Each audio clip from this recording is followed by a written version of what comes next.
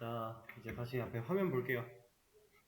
제가 화면에 뭔가를 좀 적어 놨는데, 예를 들어서 여러분들이 이 문제를 푼다 라고 하면은, 우리는 사람이잖아요. 사람 입장으로 생각을 했을 때, 문제를 먼저 읽어 볼 거고요. 그 다음에, 철수가 14살이구나. 그럼 얘는 보기를 보니까, 10대네? 우린 쉽게 알 수 있죠. 그리고 이 상태에서, 정답은 10대 라는 걸 체크를 딱 했어요. 그리고 나서, 얘네 볼 필요 있어요? 딱히 없겠죠? 그냥 정답을 찾았으면 다음 문제로 넘어가도 이상이 없을 거예요. 그죠? 자, 아니면 애초에 14세라는 걸 보고 보기를 읽을 때 위에서부터 읽을 수도 있을 거고 뭐 아래에서부터 읽을 수도 있을 거고 아니면 그냥 중간부터 이렇게 랜덤으로 읽을 수도 있을 텐데 이건 사람이니까 그죠? 어떤 식으로 문제를 풀지는 사람 마음이에요. 그래서 이런 문제를 푼다라는 상황 속에 14세라는 거 14살이구나 그러면 이건 아니고 얘 맞네? 그럼 체크하고 그냥 넘어갈 수 있는 거. 자 근데 컴퓨터가 만약에 이 문제를 푼다 라고 하면은 얘는 못 넘어가요. 지금부터 그 상황에 대해서 제가 좀 보여드릴 겁니다. 자 int age는 14 해놓고요.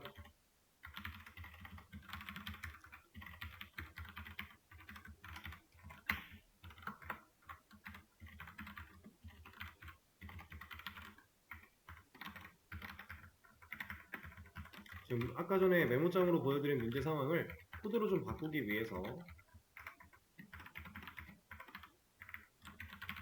자, 이렇게 해놨어요. 자, 이 문제랑 동일하죠? 비슷하게 코드를 작성을 해놨습니다.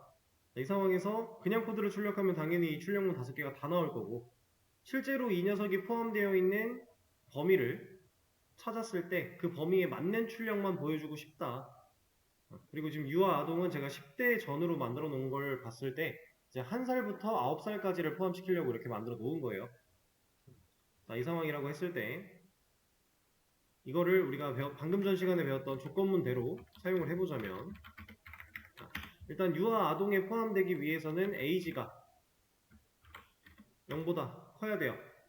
그쵸? 우리는 1살부터 시작이니까요. 그리고 0보다 크고 또 무슨 조건이 필요해요? age가 10보단 작아야죠.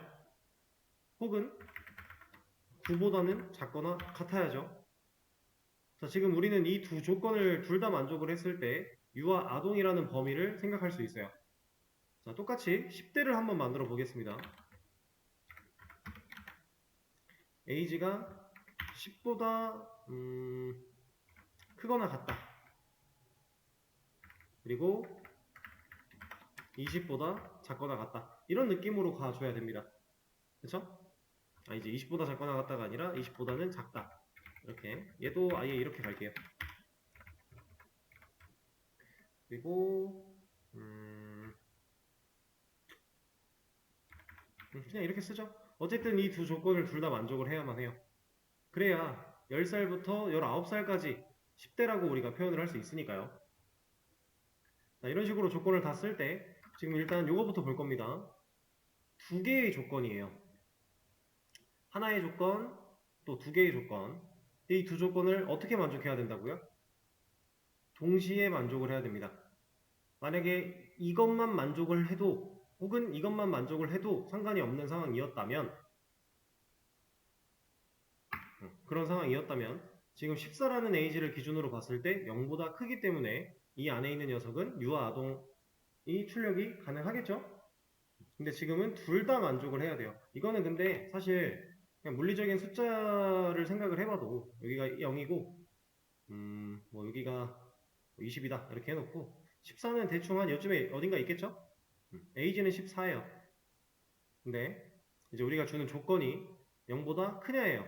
그러면 1이 요쯤에 있다고 했을 때 1부터 이만큼으로 가야죠. 이제 이쪽 방향으로 가다가 10이라는 지점을 한 이쯤에서 만나게 될 겁니다. 자, 이 10보다는 작아야 돼요. 그럼 얘는 동시에 만족할 수 있는 조건, 이 동시에 만족하는 수가 이만큼 존재하죠. 근데 0보다 커야 된대요. 그래서 이렇게 쭉 갑니다. 가는데 10보다 작아야 된대요. 이렇게 쭉 가요.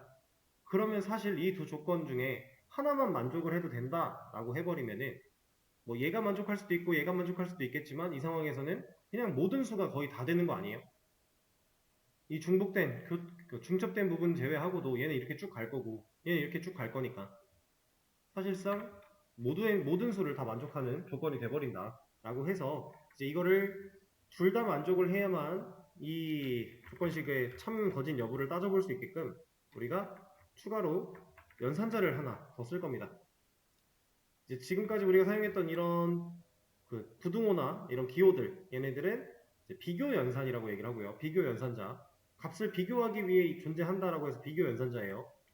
그리고 지금 보여드리는 이 녀석은 이제 논리 연산자라고 얘기를 합니다. 우리가 논리형 데이터라고 해서 true, false 이거랑은 좀 다른 개념이지만 논리 연산자라고 해서 이것과 이게 있어요. 얘는 and의 의미를 가지고 있고요. 한국말로는 그리고 라는 의미를 가집니다. 그리고 얘는 or의 의미를 가지고 있고 한국말로는 또는 이라는 의미를 가져요. 그리고는 둘 다 만족을 해야 된다. 또는은 하나만 만족을 해도 된다. 라는 개념이에요. 그래서 이 논리 연산자를 우리가 이렇게 사용을 하면 이 녀석이 어떻게 동작을 하냐면 이것도 컴퓨터가 연산하는 그 순서를 눈으로 볼 겁니다.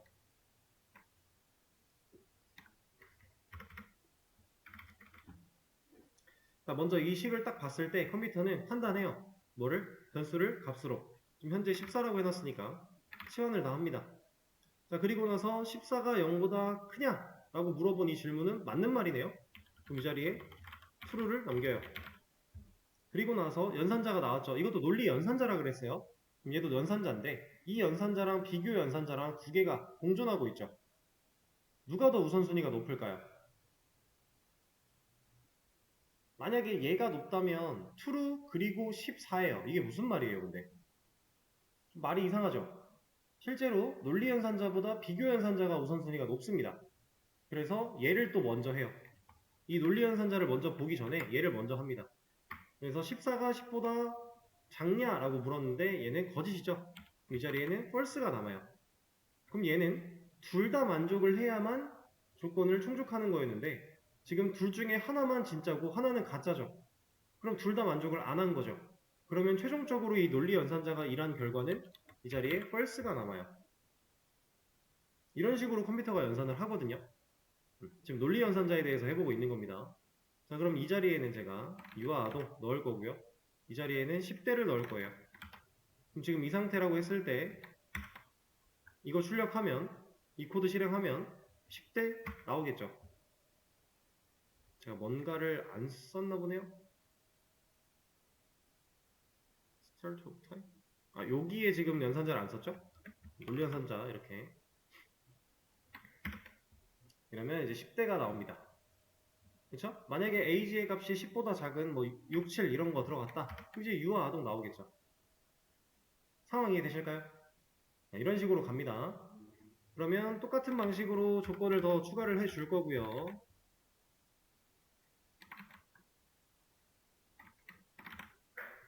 이렇게 바꾸는 게 빠르겠네요.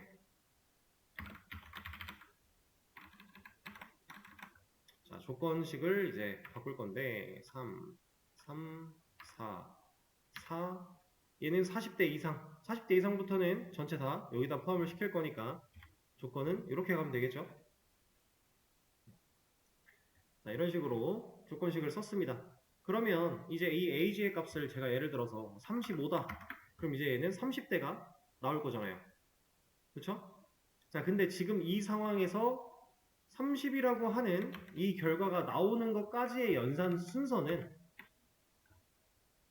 하나씩 좀 볼 겁니다. 이 코드의 연산 순서는 이래요. 이거는 그냥 여기서 봐도 되겠네요. 컴퓨터가 변수를 만들어서 값을 저장시켜요. 그럼 age라는 공간에는 35라는 변수가 값이 이렇게 들어있는 거예요. 값이. 자, 그러면 첫 번째 if를 만납니다. 컴퓨터가 조건식 봐야겠네 하고 이 식을 봐요. age를 35로 바꿔요. 얘도 35로 바꿔요.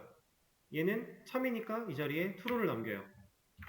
근데 얘는 거짓이니까 이 자리에 false를 남겨요. 그럼 true and false 얘는 결국 뭐다?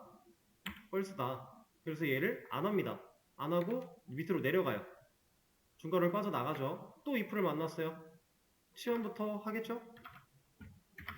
자, 조건 봅니다. 이거는 참이고 이거는 거짓이네요.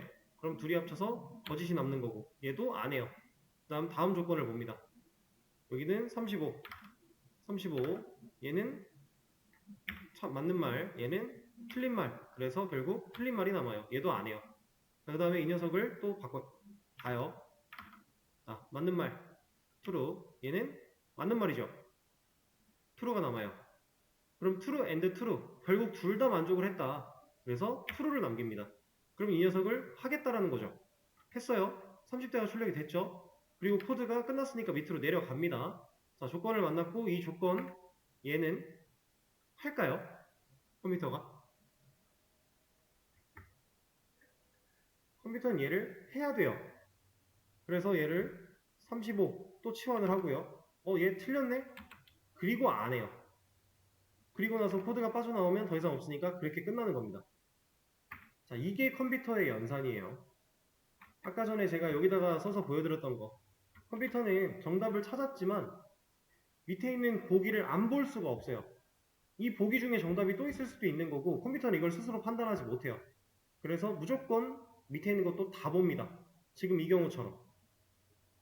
자, 지금은 사실 30대였으니까 거의 마지막에 와서 실제로 실행을 하고 하나만 더 불필요한 연산을 했다라는 느낌인데 얘가 만약에 5살이었대요. 그럼 우린 정답을 여기서 찾겠죠. true를 만날 거잖아요. 그리고 나서 보고 이거 치환 이거 뭐 true false 그 다음에 틀렸으니까 안 해 어쨌든 조건을 다 연산을 해야 된다라는 거예요. 컴퓨터는. 그러면 컴퓨터 입장에서 너무 불합리하지 않을까요?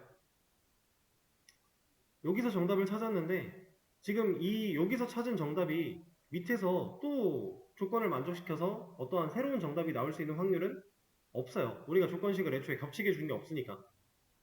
그럼 여기서 정답을 찾았으면 밑에 있는 녀석들을 안 봐도 사실 상관이 없는 상황이에요. 그런데도 불구하고 컴퓨터는 이 연산을 다 해야 돼요. 다. 싹 다. 너무 불합리합니다. 그래서 이 불합리함을 없애주기 위한 방식이 존재해요. 자, 그 방식이 뭐냐? 제가 이 첫 번째 if는 그냥 둘 거고요. 두 번째 if부터 else라고 하는 단어를 앞에다가 붙일 거예요.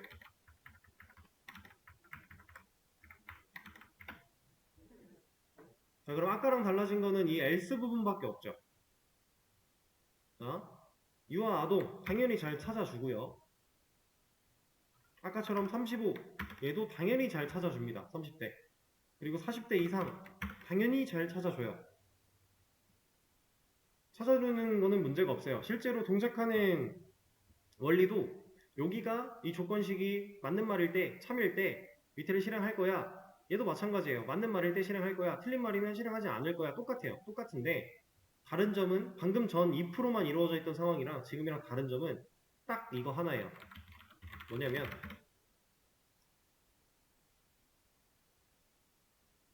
자, 하나의 if문이 이렇게 한 덩어리라고 했을 때 우리가 아까 전에 if문만으로 이 유아 아동부터 40대 이상까지 다 입력을 해놓은 상황은 어떤 상황이냐면 if문이 이렇게 5개가 별도로 존재하던 상황이에요. 근데 지금 이 else라는 걸 붙여서 else if로 만들어 놓고 나면 이게 어떻게 변하느냐? 이 녀석들은 그냥 하나의 덩어리가 됩니다. 각각의 5개가 아니라 얘는 그냥 하나의 조건식이 돼요. 조건문이 돼요. 5개랑 하나 이 차이밖에 없어요. 근데 그 5개랑 하나가 실질적으로 어떻게 되는 거냐면 10대로 한번 찾아볼게요. 이 상황일 때 컴퓨터가 연산하는 순서가 이래요. 변수의 값 저장했어요. 넣어놨어요. 조건을 먼저 봅니다. 이거 조건문이네. 조건식 봐야겠다. 봐요. 치환. 그리고 나서 얘는 맞는 말, 얘는 틀린 말. 그러면 결국 틀린 말 안 합니다. 내려오겠죠? 똑같아요. 얘도 else if 조건 또 봐야 되네. 하고 조건을 봐요. 치환, 치환. 얘는 맞는 말, 얘는 틀린 말. 그럼 결국 틀린 말이 아니라 여기서도 맞는 말이 나왔죠? 여기 지금 16이니까 이렇게 하는 게 더 이해가 쉽겠네요. 16, 16. 얘는 맞는 말, 틀린 말. 결국 틀린 말. 16, 16. 얘는 맞는 말, 얘는 맞는 말. 그러면 맞는 말 했죠? 그리고 나서 이 녀석을 출력을 할 거예요. 그리고 코드가 더 이상 없으니까 중괄호를 빠져나갔을 때 컴퓨터가 이 녀석을 보고 또 조건문이네, 조건식 봐야겠다 라고 하는 게 아까 2%만 이루어졌던 녀석들, 2%만 이렇게 5개 있던 상황, 그죠? else if는 여기서 참을 만났고 이 녀석을 실행을 했으면 그 밑으로는 안 봐요. 이제 아예 이 조건식을 안 봐요. 왜? 얘는 한 덩어리니까. 이 한 덩어리 안에서는 이 조건식이 참이 되는 경우는 하나밖에 없다라고 컴퓨터가 인지하는 거예요. 그게 if와 else if의 차이입니다. 그래서 if로만 조건식을 쭉 5개를 나열을 하면 5개의 조건문이기 때문에 컴퓨터는 매 조건문마다 확인을 다 해야 돼요.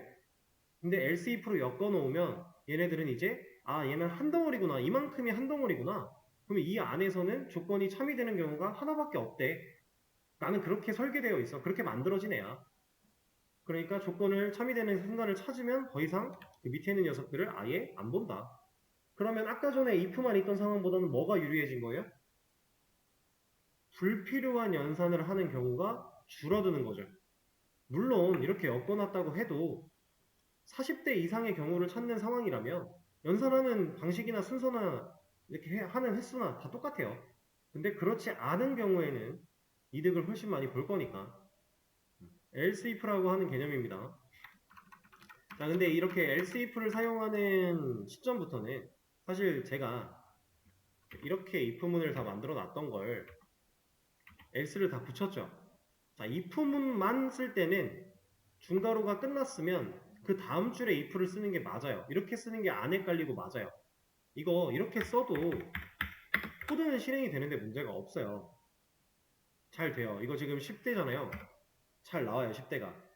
이건 근데 당연한 얘기인 게 애초에 이거 줄을 하나도 안 바꿔도 이렇게 붙여도 코드 실행하는 건 문제가 없었잖아요. 근데 우리가 가독성 때문에 줄바꿈과 들여쓰기를 하는 거니까 if만 가지고 쓸 때는 이게 맞는데, 자, 이제 여기에 else를 다 붙인 이 상황에서는 이렇게 써도 되지만 저는 이걸 추천드려요. 이렇게 쓰는 걸 추천을 드립니다. 왜냐하면 이렇게 써야 덜 헷갈려요. 이거 지금 하나의 덩어리니까 애초에 완전하게 줄을 나눠서 이렇게 완전 분리가 된 형태로 둬버리면 헷갈려요. 이거 생각보다.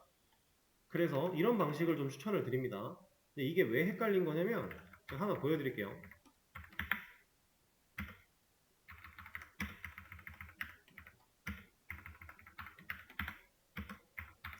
자, 만약에 이렇게 돼 있대요. 이러면 몇 덩어리예요, 총? 이렇게 한 덩어리, 이렇게 한 덩어리예요.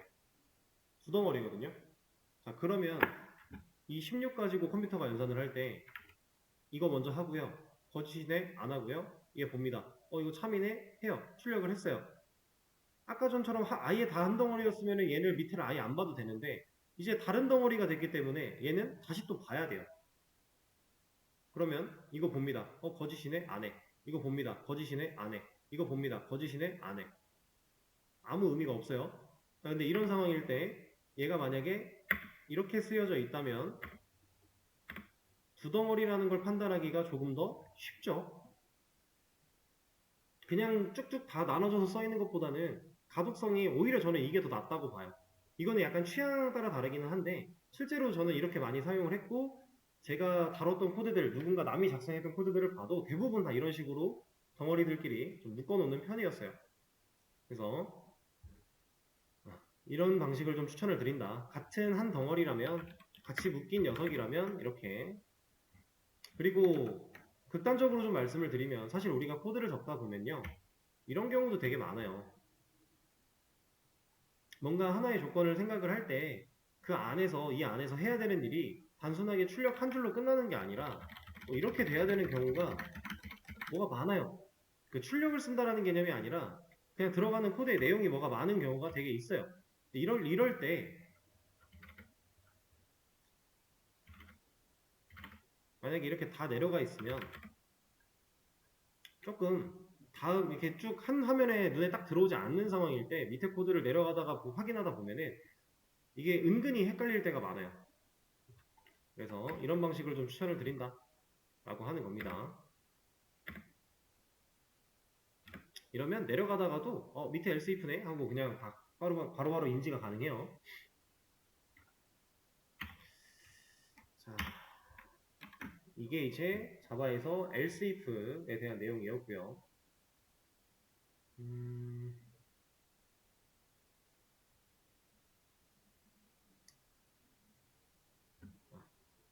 그리고 얘를 좀 봐볼게요. 지금 여기서부터 유아 아동 10대, 20대, 30대 쭉 내려오다가 자 나머지는 다 40대 이상이에요. 그렇죠? 지금 age라고 하는 변수를 사용했기 때문에 나이를 컨트롤하고 있다. 그래서 나이는 1부터 시작이다 라고 하는 개념을 우리가 알고 있는 상황 속에서 이 네 가지 경우가 다 아니라면 유아 아동부터 30대까지가 다 아니라면 이 40대는 무조건 40대 이상인 거죠. 자, 1부터 2, 3, 4, 5 아무리 숫자를 1씩 증가시키면서 테스트를 한다고 할지라도 40을 만나기 시작하면 어떤 숫자를 써도 다 40대 이상이에요. 그죠? 지금 현재 상황에서 그래요. 우리가 만들어 놓은 코드가. 그러면 사실 이 조건은 딱히 의미가 없는 거 아니에요? 그게 왜 의미가 없냐면 이만큼이 한 덩어리라고 했어요. 얘가 참이면 더 이상 밑에 있는 거 안 본다 그랬죠. 근데 얘가 참이 아니래요. 얘가 참이 아니래요. 얘가 참도 아니래요. 얘도 참이 아니래요. 그럼 지금 우리가 알고 있는 상황 속에서 얘네 4개 다 아니야? 그럼 40대 이상이잖아. 지금 이런 상황 아닌가요? 그럼 이 조건을 안 봐도 얘를 출력해도 문제가 없지 않을까요? 자, 근데 이건 사람 입장이니까 컴퓨터한테도 이거는 조건 볼 필요가 없어. 이런 경우에는 무조건 40대 이상이 맞아. 라고 알려줄 수 있어야겠죠. 그게 else입니다. else는 실제로 조건식 부분이 없어져요. 소괄호 부분이 없어요. 그리고 이 else라는 단어가 가지고 있는 뜻이 그 밖의 모든 것 같은 느낌이에요. 그 밖의 모든 것. 그래서 지금 이 코드를 우리가 이제 분석을 하면 어떻게 되느냐. 조건을 쭉 보다가 아닙니다. 안 해요. 얘도 안 해요. 만약에 얘를 봤는데 해요. 그럼 그때는 이거 안 하는 거 똑같아요. 나머지 밑에 있는 거 안 하는 거. 이 두 개. 이건 동일해요. else나 else if나. 근데 얘도 안 했고 얘도 안 했네. 그럼 얘는 한 덩어리니까 그럼 이 네 가지 경우가 다 아니야? 그럼 무조건 얘야. 조건을 따질 필요 없이 무조건 나머지는 얘야 라는 경우예요. 이렇게. 자, 그래서 실제로 40 이상이 들어가 버리면 40대가 잘 나옵니다. 조건이 없지만 조건을 판단할 상황이 아니라고 알려주는 거기 때문에 잘 돼요. 20으로 바꾸면 20대가 잘 나오고요. 문제가 전혀 없다는 얘기죠. 자, 이게 if, else if, else에 관련된 내용이에요. 자, 그럼 이제 이거 가지고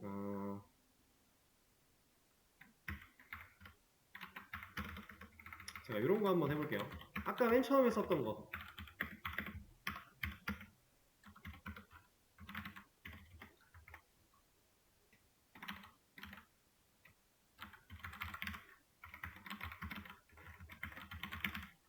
이렇게 만든다 라고 했을 때 그리고 이제는 한 가지를 더 할 수 있겠네요. 0까지 제대로 판단을 한다 했을 때 자, 조건을 한번 최적으로 써보겠습니다. 만약에 num이라고 하는 이 녀석이 가지고 있는 값이 0보다 크다면 얘는 양수야. 근데 만약에 이 녀석이 가지고 있는 값이 0보다 작다면 그때는 음수야. 근데 둘 다 아니라면 얘는 0이야. 이렇게 쓸 수 있겠죠? 그러면 5일 때는 양수니까 양수만 나올 거고 얘가 마이너스가 붙어서 음수가 되면 음수만 나올 거고 여기에 0이 들어가면 진짜 0만 나올 거고. 상황 이해되실까요? 이렇게. 만약에 근데 이 상황에서 이렇게 썼다면 0을 넣었지만 음수가 나올 겁니다. 그죠? 자, 이렇게 해서 기본적인 조건문에 대한 if, else, if, else까지 좀 알아본 거고요.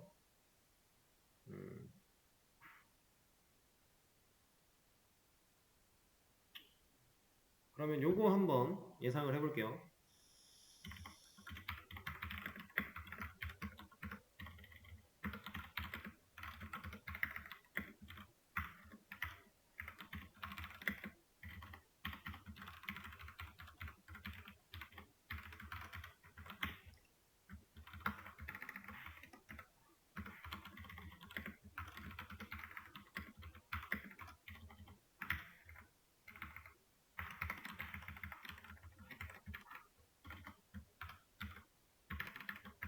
자, 현재 이 코드를 실행한 결과는 느낌표도 나올 거고 골뱅이도 나오겠죠. 조건이 둘 다 만족될 수 있는 중복되는 부분이 생기는 거잖아요. 둘 다 10을 포함하고 있는 거니까. 그래서 둘 다 나옵니다. 근데 이렇게 가면 얘는 느낌표밖에 안 나오겠죠. 왜냐면 이 녀석이 참을 만나서 얘를 실행을 했으면 밑에 걸 아예 안 본다 했으니까. 밑에 걸 봤다면 이거 해야 돼요. 근데 안 봐요, 아예. 그래서 안 나온다. 그리고 당연히 이런 상황이라면 이것도 마찬가지. 위에서 참을 만났다. 그럼 이 녀석을 할 필요가 없는 거니까. 근데 이렇게 되면 이제는 골뱅이만 나오겠죠. 자, 그럼 이 else를 활용해야 되는 시점은 이런 거예요. 우리가 어떠한 조건을 부여를 해서 조건식들을 나열을 해서 처리를 할 때 그 조건에 해당하지 않는 나머지 경우들은 다 이렇게 할 거야 라고 할 때만 else를 쓸 수 있는 거고, 한 덩어리이고 싶어 중복으로 이 조건들이 참을 만날 수는 없어. 그런 상황일 때는 if, else, if로 엮어가면서 한 덩어리로 만들면 연산을 줄일 수 있는 거고. 자, 그럼 이 상황에서 이거 하나만 더 생각을 해볼게요. 자, 제가 조건을 사용한다라고 했을 때 if, else, if, else 방금 보여드렸죠? 가능한 거. 이거 가능하고요. if, else, if, else, if, else 이런 거 당연히 가능하겠죠? 조건이 여러 개일 때 else, if는 여러 개 개수에 제한이 없어요. 마음껏 넣을 수 있습니다. 자, 그러면 이런 건 가능할까요? 이거는 안 되겠죠? 왜냐면 if, else, if, else 그 밖에 모든 걸 얘가 할 건데 그 밖에 모든 걸 또 놓는 건 의미가 없잖아요. 문법상 불가능. 자, 그러면 이거는 이제 가능한 거니까 빼고,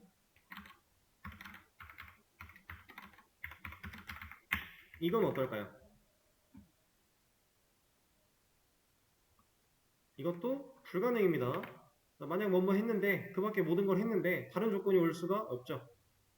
그 밖에 모든 걸 했잖아요. 그죠? 이건 안 돼요.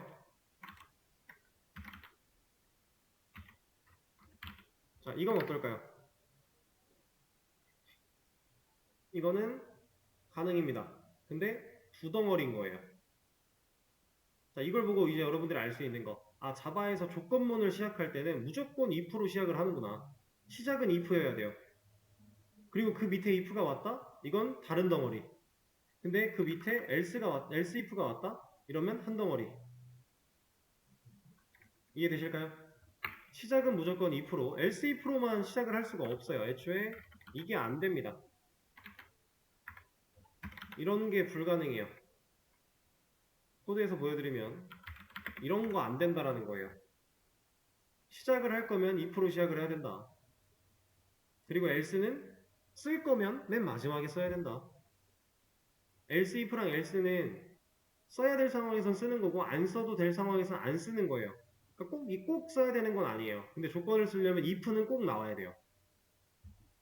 이렇게 경우 체크를 좀 했고요.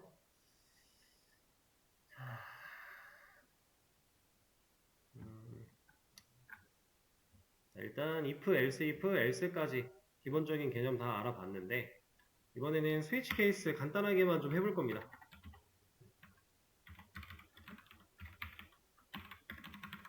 얘는 문법이 되게 심플해요. 심플하고 실제로 사용하는 상황도 심플한 상황에서만 써요. 얘는 일단 어떻게 쓰냐면 스위치라고 하는 얘도 예약어예요. 이 녀석이 먼저 올 거고요. 그리고 소가로, 그 다음에 중가로가 옵니다. if랑 뭔가 비슷한 것 같죠? 근데 얘는 조금은 달라요. 뭐가 다르냐면 자, 여기는 if는 이 소가로에다가 조건식을 넣는 부분이었어요. 근데 스위치는 여기에 조건식을 넣지 못합니다. 조건식 불가. 그럼 뭘 넣어요? 여기에는 내가 비교하고자 하는 대상을 넣어요. 지금 제가 여기다 AG를 넣었다. 그럼 이 스위치 문에서는 현재 이 비교 대상을 23이라는 값으로서 보겠다라고 해놓은 거예요. 그리고 나서 얘를 실제로 어떻게 쓰냐? 케이스라고 하는 녀석을 열어서 이런 식으로 사용을 합니다.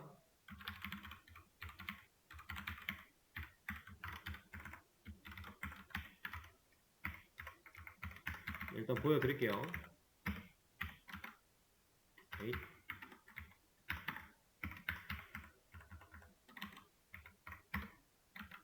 에잇.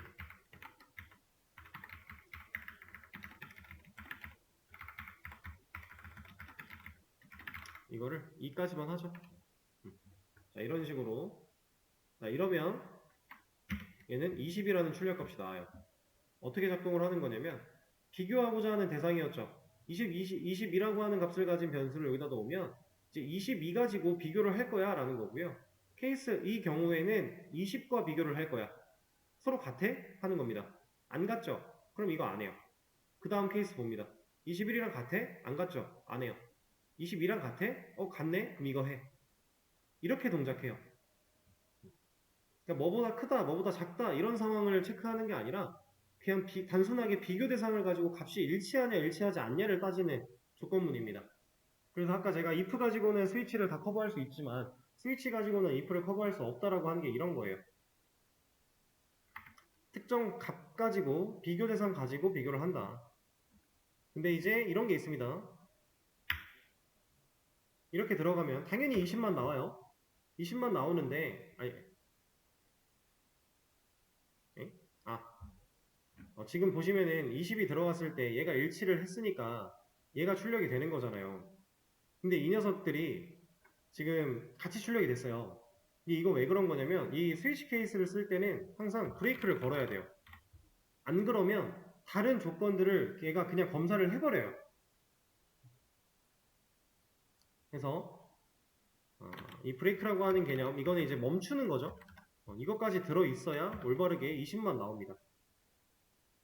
그래서 사용법은 되게 간단한데 진짜 단순한 값 비교를 할 때만 사용하는 거니까 그냥 기본적인 모양새만 좀 알아두시면 되고요.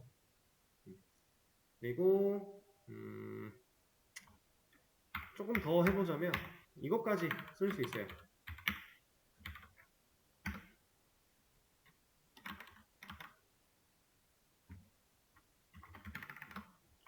디폴트라고 하는 거. 얘는 어떤 녀석이냐면 자, 23. 그 어떤 경우에도 조건을 만족하지 못하겠죠. 비교 대상이 안 돼요. 그때 디폴트 얘는 실행을 합니다. 자, 근데 이 녀석이 웃긴 게 만족을 하는 애가 브레이크 때문에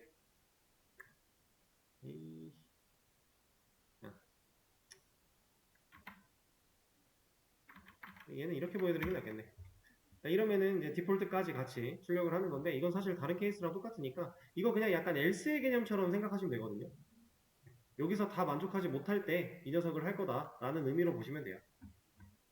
사실 뭐 그렇게까지 스위치 케이스를 뭐 깊게 알 필요는 없습니다. 실제로 자바로 코드를 작성할 때 잘 쓰진 않아요. 많이 활용하지 않기 때문에 그냥 이런 느낌 정도만 알고 계시면 되고요. 자, 아이고. 그러면 제가 수업 페이지에다가 어떠한 내용 하나를 올려드릴 건데, 이거는 뭐 조건문도 들어있고 스위치문, 뭐 우선순위, 뭐 기타 등등 어느 정도의 개념 같은 것들을 쭉 정리해서 올려드리는 거예요. 이 중에서 여러분들은 나머지는 그냥 여러분들 스스로 읽어보시는데 이거를 먼저 보세요. 이건 제가 알려드릴 겁니다. 정수끼리 연산하면 결과는 정수다 라고 하고 있는데 이거 지금 10을 20으로 나누면 0.5가 아니라 0이다 라고 하고 있어요. 이건 그냥 나누기, 사칙연산에서 나누기 연산자인데, 자, 코드로 보여드릴게요. 자바에서는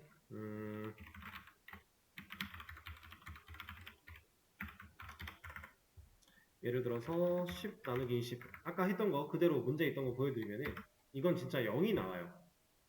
근데 이게 왜 0이 나오는 거냐면 자바에서의 나누기 연산자는 이 녀석은 정수 나누기 정수를 했을 때 목만 반환한다. 목만 줘요. 목. 나누기라면 몫이 있고 나머지가 있죠. 그 중에 목만 반환을 해줘요. 그래서 자바에는 나머지를 구하는 연산자가 이런 게 따로 있어요. 이게 나머지를 연산자입니다. 자, 근데 지금 이렇게 작은 수를 했을 때는 좀 헷갈리실 수 있으니까 이걸 순서를 좀 바꿔서 보여드려 볼게요. 아니다. 얘를 3으로 하고 얘를 10으로. 그럼 10분의 3 아니지. 반대로 해야지. 13 이렇게 해서 나누면 얘는 3.3333이죠. 사람이 생각하면. 근데 얘는 몫은 3만 나와요. 근데 나머지를 구하면 1이 나옵니다. 진짜로 연산을 했을 때 그 나머지 값만 갖다 주는 거예요. 그래서 나머지라는 연산자 퍼센트가 따로 존재를 하는 거고요.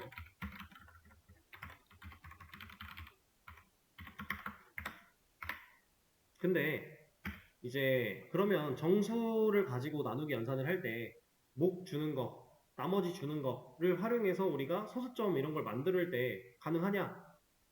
뭐 불가능한 건 아니죠. 어떤 수식을 사용해서 연산을 한다면 가능은 해요. 만들 수는 있어요. 근데 다만 불편해요. 그래서 정수 나누기 정수를 할 때 소수점이 표현되게 하는 방법이라는 게 따로 존재합니다. 근데 이건 정확히 말하면 정수 나누기 정수를 할 거지만 사실상 정수 나누기 정수를 하는 방법이 아니에요.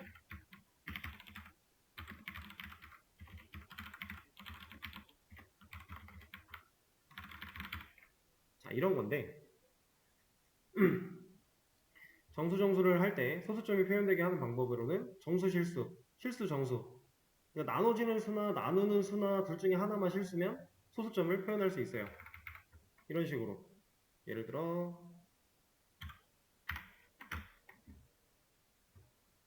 이러면 소수점이 나옵니다. 근데 이거는 나머지잖아요. 나누기를 봐야죠. 이러면 3.3333이 나와요. 우리가 알고 있던 방식. 근데 반대로 이렇게 가도 결과는 똑같이 나와요. 그러니까 어디가 바뀌어도 상관이 없는데 어쨌든 정수 나누기 정수가 아니라 둘 중에 하나를 실수로 바꿔버리면 이런 연산이 가능하다라고 합니다. 그래서 실제로 이걸 코드로 적용을 한다라고 하면은 이 개념을 이렇게 있다라고 했을 때 자, 지금 이 상황은 당연히 그냥 3이죠. 이건 그냥 3이에요. 근데 이 녀석을 제가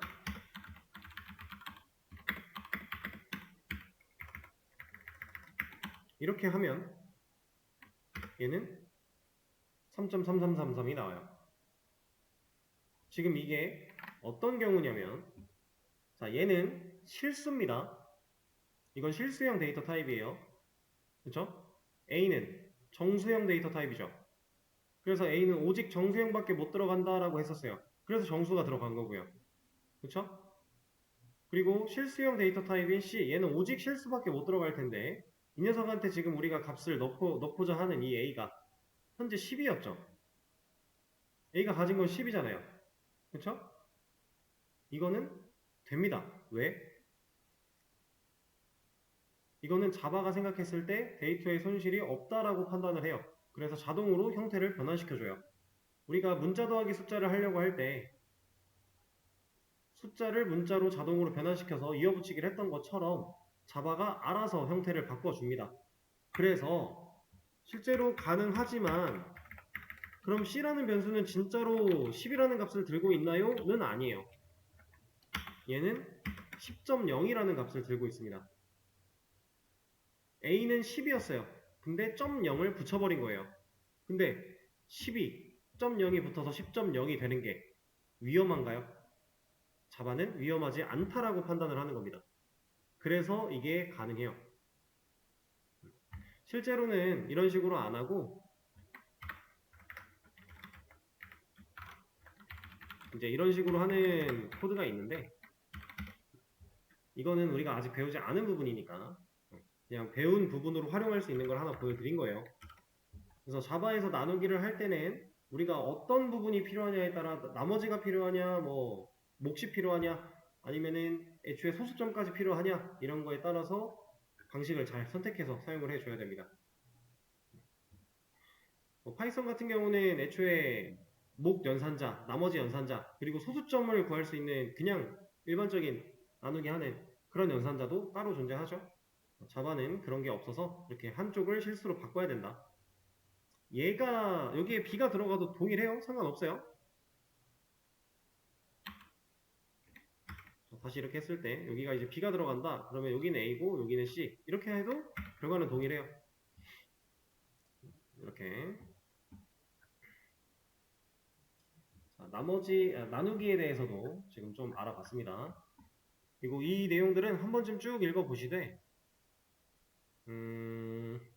만약에 읽다가 모르겠는 게 있으면 저한테 질문하셔도 좋은데 검색 한번 해보시고 오시는 거 잊지 마시고요. 그러면은 큰 어려움 없이 이해가 될 겁니다. 그럼 일단 조건문에 대해서 알아봤으니 조건문을 활용하는 문제를 또 풀어볼 건데 시간이 조금 애매하니까